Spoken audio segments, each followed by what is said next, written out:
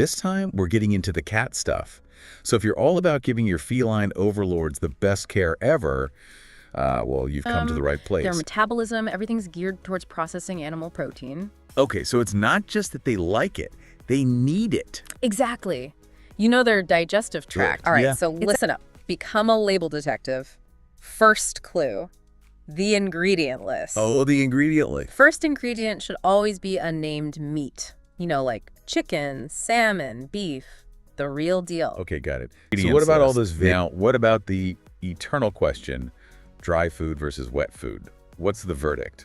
You know, I don't think it's a battle. I think they both have their strengths, right? Primary tract.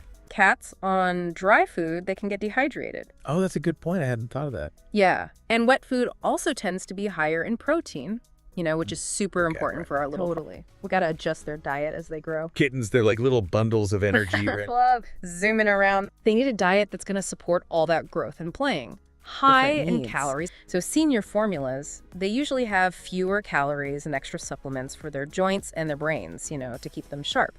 It's like tailoring their care to each like stage of life. Diabetes, arthritis, even heart disease. Oh, wow. So yeah, I got to find that sweet spot. Enough food, but not too much. So how do we figure that out? Well, first thing, Allergies. check the feeding guide. How can we tell if our cat's reacting badly to something? Ooh, that's a good After a one. Meal, it could be something in their food. Wow, so much to consider.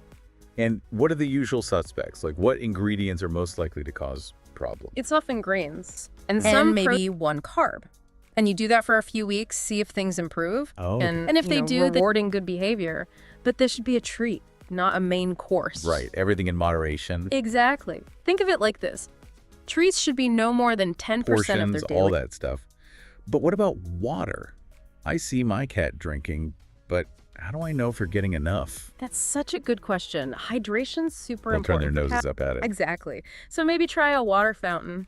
Some cats love those. The running water sound, you know, it's like a little stream in their home. It's like bringing the outdoors in. Yeah, Their it wild appeals to their... cousins. So how do we cater to those instincts?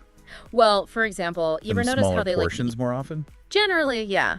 It's more natural for them. And it can help Bear with with our portion listeners. control. Something to ponder as they continue their cat parenting journey. You know, it's amazing to me. Cats have been our companions for, like, what, Reminder that thousands they're of not years. just tiny dogs or something. They have their own way of seeing the world. Exactly. And I think as cat owners, we got to learn to speak their language, figure out what they need, Important and too. give them like, how do we make sure they're not just healthy but happy? That's a great point. Things like, Because they, you know, feathery wands, laser pointers, things like that. yeah, those are always a hit. It gets them